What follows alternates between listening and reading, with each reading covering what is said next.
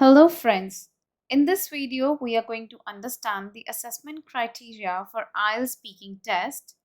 So basically you can see that there are four assessment parameters in speaking module.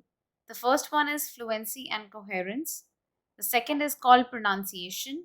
The third is lexical resource. And fourth one is grammatical range and accuracy. So we'll discuss all these parameters in detail. First, start with the fluency and coherence. Now, what is fluency and coherence and how you are judged on the basis of this criteria? First of all, fluency and coherence means how precise and structured is your speech, that how well you are presenting your speech. It generally refers to the appropriate flow of speaking without pauses and repetition. Now, these kind of things, if you do in your speaking test, so definitely here the examiner will check the flow of your speaking, that how fluently you speak English and without any pause and repetition. You should not repeat your words in your sentences. Now, here the important things are that maintaining fluency in speaking requires. So, here we'll discuss that what are the important things which you need to know that you are judged on. So, the first thing is the usage of linking words and signposts. So, when you are making sentences in your, for example, cue card or any of your discussion round questions or introductory questions, wherever you are connecting two sentences, it is important to use the linking words there. Now, for example, I have given some of the linking words here for your reference. That is again, also, and, besides, finally, further, last, moreover, equally important, furthermore, in addition, likewise, etc. So you can see that these are those linking words which help you to connect two sentences all together. So if you use these kind of words in your speaking, so definitely there are chances to get more bands in fluency and coherence parameter. Then comes the usage or the relevant details and quality of your ideas in your sentences. Whenever you are giving some ideas, especially in cue card topic, it should be relevant and appropriate. Now here, I'll read it for you, what I have written for you. As there is no right or wrong answer, just frame a good idea to represent yourself. You can see that this is an exam where you are not judged on the basis of your general knowledge. You are judged on the basis of your English communication. If your English is correct and it is relevant to the question, so definitely you will get the scores in fluency and coherence. Now, for example, I'll show you one example. If the topic is about any leisure activity you did last weekend. So here you can see that I have highlighted this sentence in yellow, that any leisure activity you did last weekend is given in Q card topic. And if the candidate speaks about the leisure activity, say gardening, I've taken this example of gardening, and just mentions about flowers and importance of gardens, these kind of things which are not that appropriate with the question, so definitely the candidate will gonna lose his band. In this case, if you are talking about flowers and importance of gardens, this will not look presentable. Rather, he should speak or create a proper link of the leisure activity he or she did with that of doing it last weekend. Because the question focused on that what you did last weekend. So you have to mention some important details like where you did this activity, with whom you did this activity, when you did this activity. So these kind of important details you have to mention rather than focusing on the flowers thing and importance of gardens. You can just add one or two sentences of these points, but you cannot elaborate these points as a whole and speak for 2 minutes. So relevancy of ideas are really very important and is judged in this part. Now then we'll talk about smooth speech without hesitation. So here you do not have to panic and speak rapidly, because when you are talking to an examiner and you are answering the questions of the examiner, you cannot take a long pause and let examiner wait for your answer. So it's better that you should not panic, and whatever you are thinking about the question, you just have to speak that answer fluently and try to match the pace of examiner's speech with yours. In fact, when the examiner is providing you the question, So at that point of time, you can just think for a while and then just speak. Don't take pause and don't hesitate to answer. And this will come with practice. So it's better that the more you practice, the more is the chance to give your correct answer. Then comes correct usage of pauses. Now, here it's important to know that pauses can be taken in your speaking. It cannot be a too long pause, but yes, short pauses are really important because it actually helps us to think. Now, it is always better to slow down and take a small pause. For example, if I'll talk about this, if you want to add an example in your speech, you can take a pause before that. Because when you are just making a sentence, you have to give the clarity to your examiner that what you are saying. So you have to add an example. So before adding an example or before adding any useful detail in your speakings, try to take a pause there. And you can say to your examiner that, let me think for a while, and yes, I can tell you about this thing, that then you can start up your speakings. So you can use certain phrases which will help you out to connect your speech. Now, let's talk about the second parameter, that is pronunciation, that how you are using your words. And it means the way in which words are spoken by you. Now, here we'll talk about certain things. The first thing which you are judged on is the clarity in your words which are spoken. So, it doesn't matter how good you are at fluency, grammar, or vocabulary. If the examiner fails to understand that what you are actually saying, you will lose your bands. Now, sometimes what happens is students mostly do this common mistake that they are making sentences and they try to use some phrases, some vocabulary words, and try to be fluent.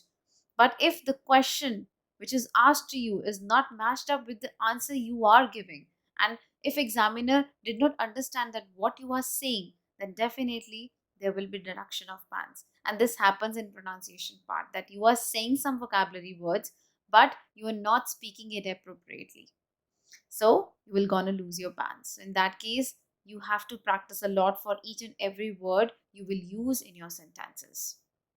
Now then comes practice of the words that you speak incorrectly. Now this is really very important. I have written some words for you, which sometimes when students use or pronounce these words, they do it in an incorrect way. For example, the words like jewelry. It's pronounced by people like jewelry, which is wrong. Then comes rural. Some people say ruler. Right. Then comes film. So some people say like film.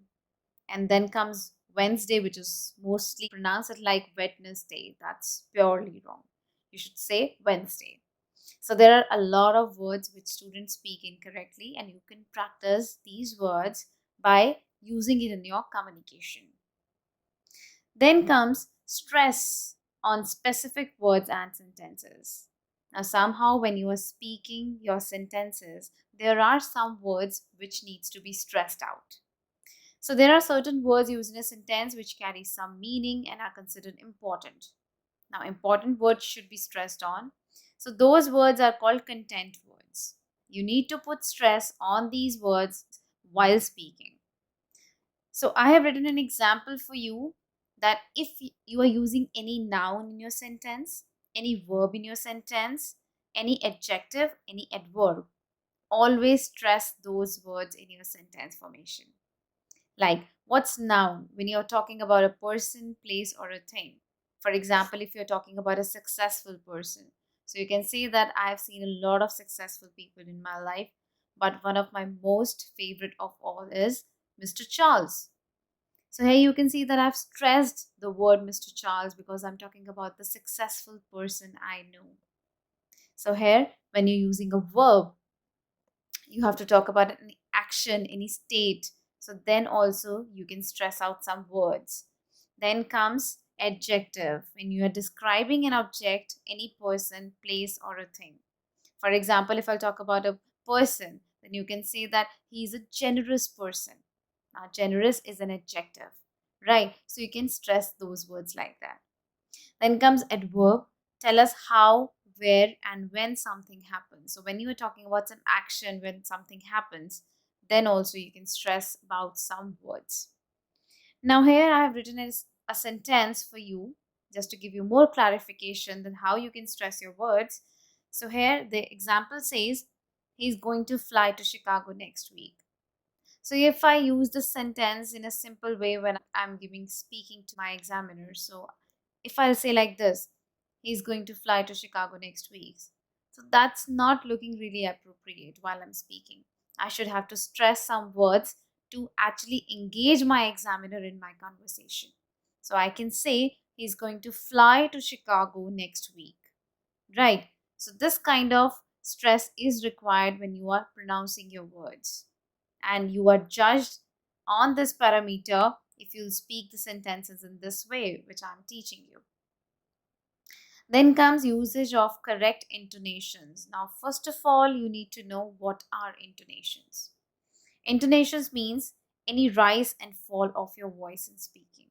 You have to sometimes raise your voice and fall off your voice in your speaking text. And there are certain examples which I have put here for giving you more clarification. For example, when you are so much excited about saying something, for example, if the question is related to talk about any gift you received lately, so now, any gift you received lately means that you are excited to talk about this thing, that you received a present from someone. So you can use or express happiness by rising intonation. So here's an example that I have used a sentence. What kind of surprise is that? Now, when I'm using this sentence, I have to express my emotion, right? And rising intonation by speaking the sentence will definitely fetch me more pounds. So I have to say, like, what kind of surprise is that? So this is how you will rise your intonation. And on the other hand, if I'm talking about falling intonation, so falling intonation works when you are sad and you are ending your conversation. For example, if you are sad, you can say that I was extremely disappointed. Now here you can see that my intonation falls off. Right. But here also I've given an example. She didn't want to cook. So I've used a very negative word that she didn't want to cook. That's called falling intonation. And this is the ending of the conversation. It can be used in that way also.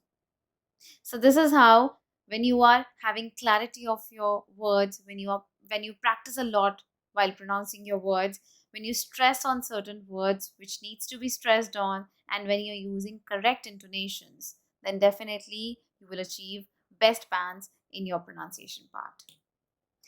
Now, let's talk about the third parameter, that's lexical resource. Now, if I'll talk about the four parameters as a whole, lexical resource parameter is judged at last because this is the vocabulary part and every student is not good at it. So, what is lexical resource? It means better usage of vocabulary in your speaking. When you use good sentences, good words, and appropriate words you are using in your sentences, then you are judged on the basis of this. Now, to score bands from this parameter, you need certain things. The first thing is wide range of vocabulary and usage of appropriate words in a sentence. So, some people now often say that very word. You can say this very word very often. So if you often use this word very, like very happy, very sad, very hot, etc., then try to replace this word because this is the most common word used by students and people. So try to replace this word by extremely. Now this is a vocab part here where it works on. If you're saying I'm extremely happy, yeah, I was extremely sad that day. So that actually calls for vocabulary word and you get good bands in that case. But if you're talking about very word, you will not lose your band basically. But yes, there are chances that you will stick to only 6 bands, not more than that, because vocabulary is required, no doubt, but good usage of vocabulary is needed. Now here, I have given an example with the word extremely. Since you have to be extremely fit to lift weight, I do not see myself doing this forever. So here I can use very word, no doubt, but yes, if I use extremely, there are chances that my scores will increase. So there are several words like this which can improve your bands and vocabulary part. This is just an example of this word, but instead you can use a lot of words. For example, if you're using a sentence where you need to put a word harmful, So instead of harmful, you can say detrimental. It's one and the same thing. For example, if you're talking about changes in something, then you can use the word variations for changes. So there are numerous words which you can use in vocabulary part, and you should use that to get good bands in lexical resource part. Then comes the usage of idiomatic language. Now, this is really very important in speakings. Some people have a habit of using idioms. Idioms like it's raining cats and dogs. So, this is the kind of idioms they use, but they use it irrelevantly, or you can say inappropriately. So, in that case, if you're using idiomatic language in an appropriate way, definitely there will be a plus point for you. Now, here you cannot understand the meaning of idioms by just looking at the words. Now, this is an important part. Sometimes, when you are using idioms, it doesn't mean the same. For example, if I'm talking about an idiom, say, it's not my cup of tea. So, cup of tea I'm using as an idiom, but cup of tea exactly means a cup of tea. But if we'll talk about the idiomatic language or use it metaphorically, then it means that it's not my job or it's not my part and it's not an easy task for me. Right. So I'll tell you what does idiom means and how you can use these idioms in your sentences. You have to find out what the metaphor actually means. For example, I've taken this example of an idiom to bend over backwards. Now, this is an idiom which literally means, according to the sentences, it means turn backwards. Right? To bend over backwards means turn backwards, literally.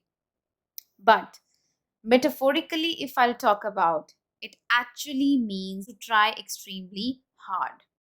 So, if I'm making a sentence by using this idiom, so I'll use bankers are bending over backwards to provide loan to their customers. That simply means that bankers are trying really hard to provide loan to their customers. So this is how you will use your idioms. You cannot just rely on the idioms and understand the meaning of idioms literally, but you have to understand the meaning metaphorically. Now, what are metaphors? Metaphorical words are those which are used as symbols for something else. So they are used as a symbol, right? So this is how you are judged on the basis of lexical resource. If you're having a good range of vocabulary, if you're using the words in an appropriate way, if you're using your idioms in an appropriate manner in your sentences, definitely you will increase your bands. Now, the last but not the least part is grammatical range and accuracy. Now, here it means that using wide range of sentence patterns and grammatical structures accurately and appropriately. Wide range of sentence pattern basically means that you are using a mix of complex structure sentences as well as simple sentences. Now, here to score from this parameter, what are the things you need?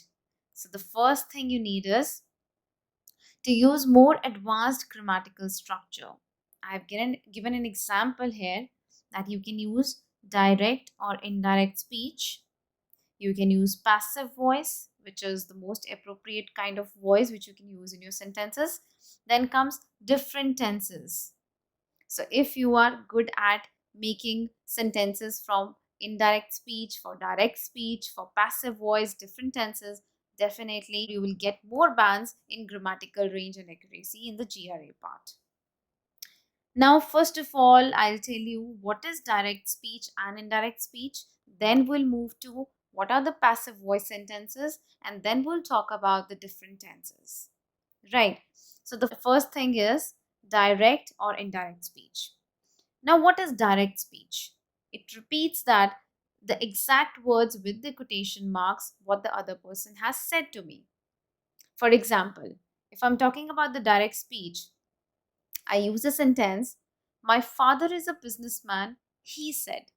So you can see that I have put this sentence in inverted commas because he said to me, my father is a businessman. This is the exact wording said by the person.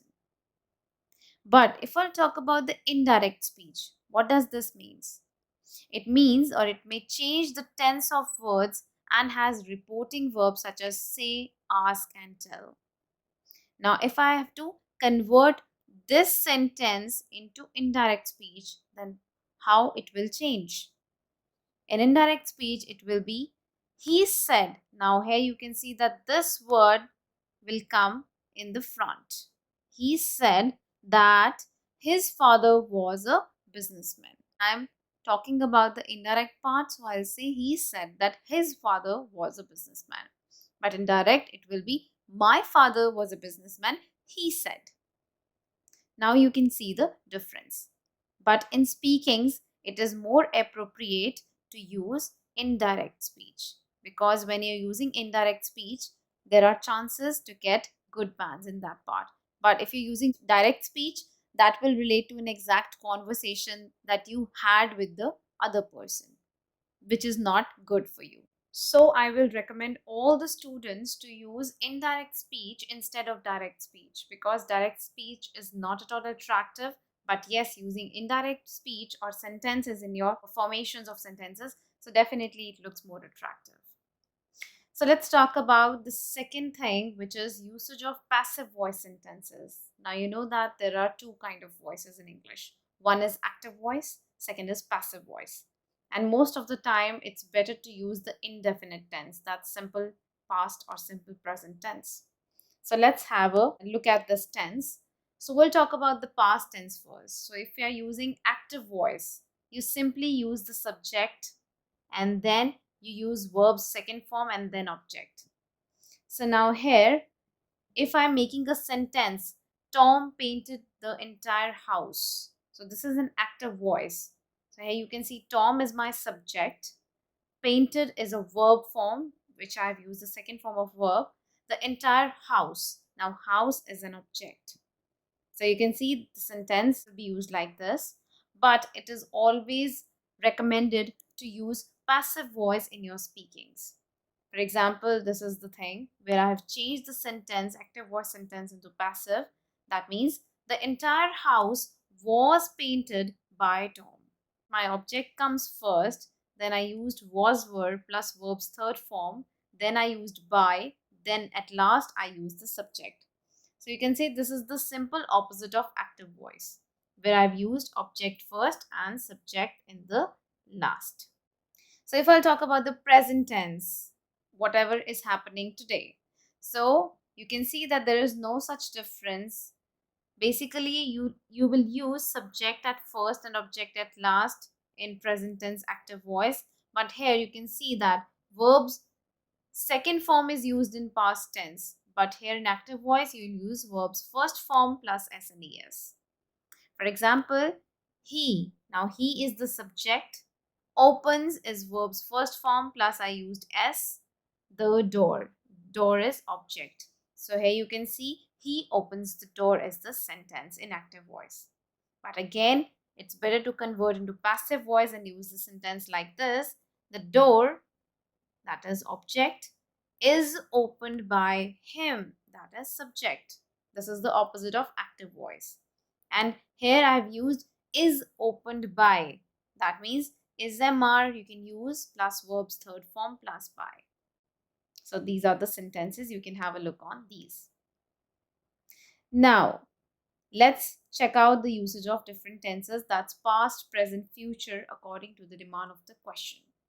Right. So basically, whatever tense you use, it doesn't matter. If you're using perfect tense, if you're using continuous tense, if you're using simple present or simple past tense, as I've already told you in this example, you will get good bands if you use multiple sentences in your answer. Now, let's talk about some of the common mistakes people do in grammar. So these are the grammatical errors which we'll talk about today. So first thing which students mostly do is present tense usage to talk about past events. This is the most common thing you can relate easily, that how you are talking about the past events, but suddenly you use some sentences of the present tense. Now, for example, if you have to tell the person that you went to the shop yesterday, so simply in a wrong sentence or by making wrong sentence, you can say, I go to the shop yesterday. So here you can see go is the wrong word, because if you went to a shop yesterday, then you have to use the second form, that's went. So here is the correct sentence. So whenever you are talking about the past events, talk about the verb's second form and third form, but not the first form. And if you're talking about the present thing, then you can use verb's first form. Now, the next common mistake most of the people do is choosing the wrong word order. They shuffle their words and that makes a sentence incorrect. Now, here word order is important. It's what make your sentences make sense. For example, here I have taken the word extremely. You can simply relate it to very word. As I have already told you, that extremely means very. It's one and the same thing. This is just a synonym. So if I'm saying the dog was hungry very, like you can relate this that the dog was hungry extremely and the dog was hungry very, it's not making any sense. But most of the students use extremely word like this, which is purely wrong. So what's the correct sentence? The dog was very hungry. It simply means the dog was extremely hungry. So this is how you will use your words and speak those words in your correct sentences. Then comes the third mistake, that's skipping out of the articles in the sentence. If you're talking about the articles, there are three kind of articles: a and the. You cannot speak either of these. For example, if I'm talking about she opened refrigerator door. So you can see that I'm specifically talking about the fridge, the refrigerator here. So it is important that whenever I am using or I'm talking about some specific thing, some gadgets or anything, I have to use the word the. Like, so I make a sentence like this: she opened the refrigerator door. So you can see the sentence here. And if I'm talking about a word, I cannot say she has pen. So I'll write it here. She has pen. I have to use the article a here, that she has a pen. Right? And if I'm talking about an, so an is mostly used when you're talking about certain vowels. Right? An idiom. For example, I've given you example in the previous slide when I was talking about the idiom part. So I always use this and word. If I'll skip this and word, it will not make any sense. Right? So using articles in your sentences are really very important. Now then comes the incorrect usage of prepositions. Now prepositions are of, with, to, until, till, etc. Now etc. is not a preposition, right? And there are so many prepositions which people use while making sentences. So here is the wrong usage of sentence when people say, I want to go for Canada for my further studies. You can simply relate this word that for is inappropriate. I cannot say that I am going to Canada for them. It simply means that I'm going to Canada for them, which is purely wrong.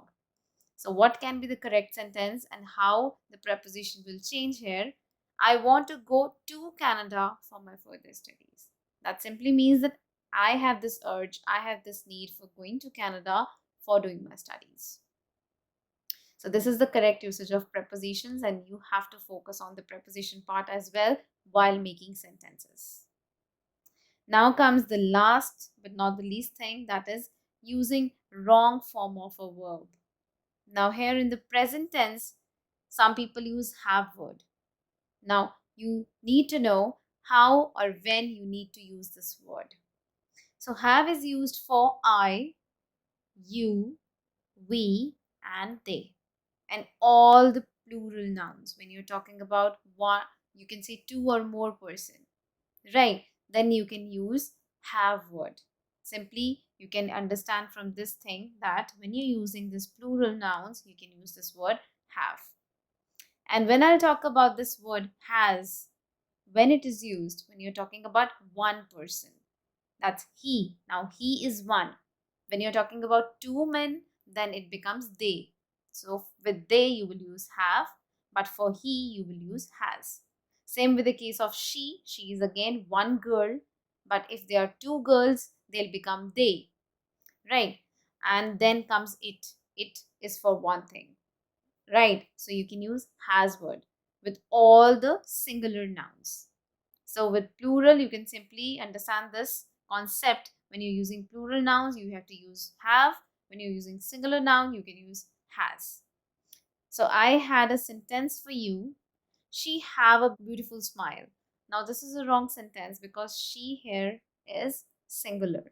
So with singular, you have to use the word has. So you'll use the word like this. She has a beautiful smile, which is a correct sentence. And if I have to talk about the word had is used when you're talking about the past things, or it is used for everything related to past events. So you can see that these are the most common mistakes which people do, and I have told you that yes, in grammatical range and accuracy parameter, you are judged on the basis of these things. If you are making these 5 mistakes again and again in your speaking, you will lose your pants on daily basis. So with practice, you can definitely overcome these mistakes. Now it's time to show you that how your scores are calculated. Each of this parameter receives a score from 0 to 9 points. For example, you can see for fluency and cohesion, you are getting 7. For pronunciation, you are getting 8. For lexical, you are getting 7. For grammatical range and accuracy, you're getting 7.5. This is just a random score, and I hope that you should score more than this. So your total score for IELTS speaking becomes 7.38. Now you have to look at this slide or this thing, that how I calculated this part. Basically, I have divided all these parameters with 4. So here you can see your fluency and coherence bands, your pronunciation, your lexical resource bands, and your GRA bands. It's divided by 4, it comes to 7.38, which will be rounded off to 7.5. So you can see that overall score will be 7.5 in your speaking. So this is how your scores are calculated. And it is important that you should work on these parameters, and definitely you can score good bands in this part. All the best. Thanks for watching.